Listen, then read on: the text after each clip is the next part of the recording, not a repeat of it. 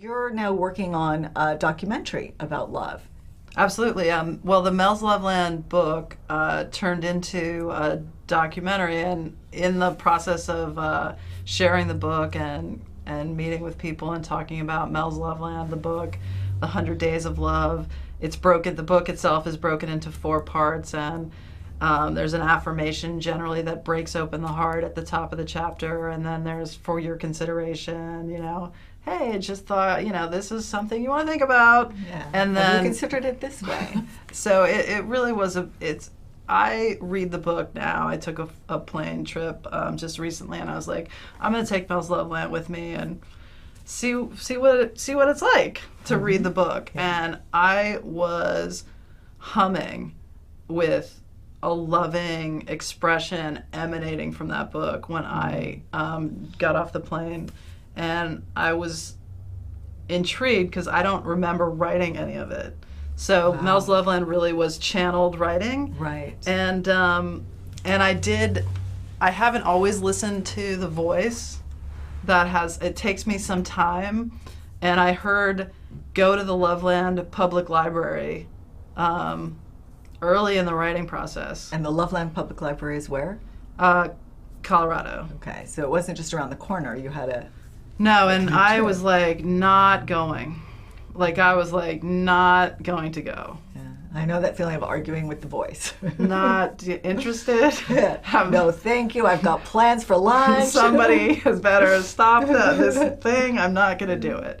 And again, I had a particularly trying day, and the voice came in and said, go to the Loveland Public Library. And I looked it up for the first time on the internet, and I was in my office and going through, wow, what's this? And I'm like, they have a new library. It's okay. And a friend, coworker walked in and was like, oh, the Loveland Public Library. I didn't know that. What are you doing? Or what's that? I went to school, at this college, and I know that library really well, and and this and that. And I was like, that's really interesting. Interesting, yes. And then again, not going. Not going. That didn't convince you. Didn't quite. I was like, But a month later, I just heard it too many times to not book a flight and go. And I was so anti-listening to this go to the library that I planned a 24-hour trip to Colorado. Leaving Friday morning, returning Saturday morning. It was like not even 20. I mean, it was 24 hours from the time I left my bed to return to my bed, because I was like, I only want to go for an hour, and I showed up, and miracles happened. I called a harp. I ended up with a concert harpist. Like the woman who invented the carrying for the harp, if you're a harpist, there's only a few places that you can buy harp equipment. One of them happens to be in Loveland, Colorado, which I had. It's like the largest business in Loveland, Colorado. So I would never have known that. And then we had a magical. You understand when you go to Colorado what Rocky Mountain High means.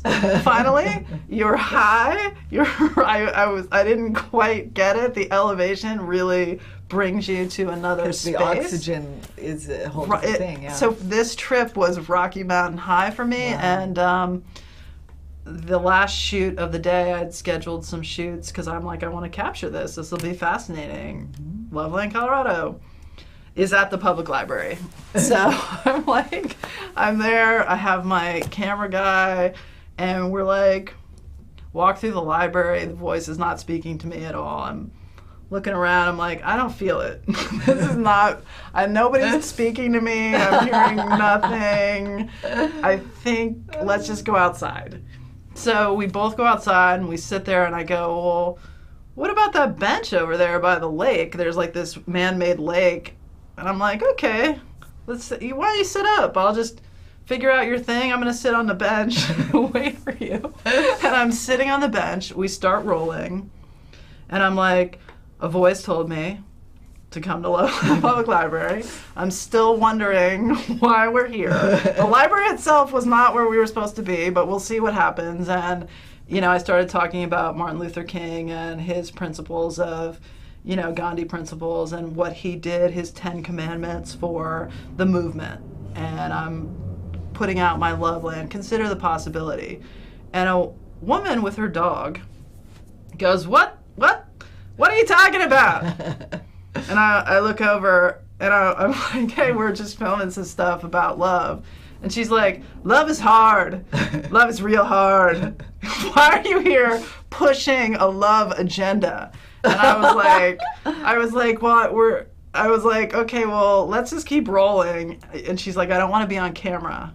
And I go, okay, and tell me why you think love is hard. And she proceeds to say that it's a difficult thing to embrace love. And I find X, Y, and Z. And I'm like, I came to the public library to hear this message, that love is hard. And so for 25 minutes, she debated me on my approach to being loving. Wow. And she gave me an opportunity to reconsider my path is not everyone's path, to make the documentary about why is it that people use this word hard? And where does that stop them from being kind, compassionate to themselves and others? Where does it isolate them? Which, again, and the dog was drill timing me the whole time, and I was like, and what's going on with your dog? I mean, I understand why is the dog? And then she goes, there's a squirrel behind you. And I'm like, all right, I love you, dog. And so then we broke and we were still, I think he was still filming, and she gave me a huge lesson. Her dog's name was Picasso. And I was like, oh, so you're a painter? And she goes, I'm an artist, and I found it's been a struggle. My life has been a struggle. And I was like, do you think there's any connection to how hard you think it is to be loving and what you're considering to be a struggle? And she goes, I named my dog Picasso. Picasso because he really opened himself up to some abstract thinking. He had a confidence about himself, and I wanted that as my companion as I processed through the things I needed to process through.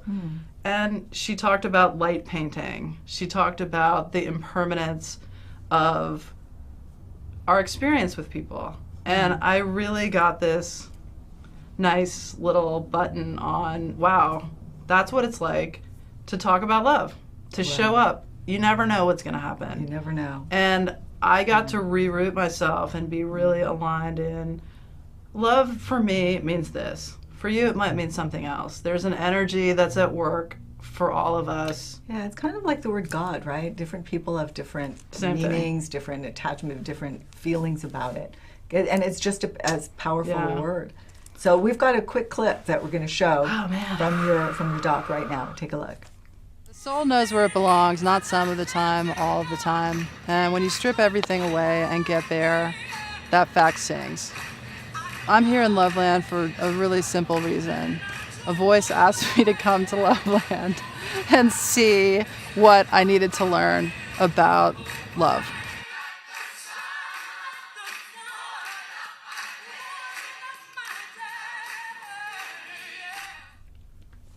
That's great. That's great. I love that you were in that moment, right? And that you allowed her the freedom to express, which then gave you a lesson. Yeah, and the funniest thing, so we broke down and I go, well, the voice didn't really, I know it said to come to the Loveland Public Library, and I got nothing other than this woman and her dog Picasso confronted me. And just as I was gonna be like, God, why did you want me to come here? From across the lake, Picasso and this woman yell, I have 3 messages for you. I have 3 And I'm like, the camera guy's like, what is she saying? I have 3 messages that you need to understand. And she yelled 3 messages across the lake. And what were they? I mean, I'm gonna save that for the documentary, but Okay.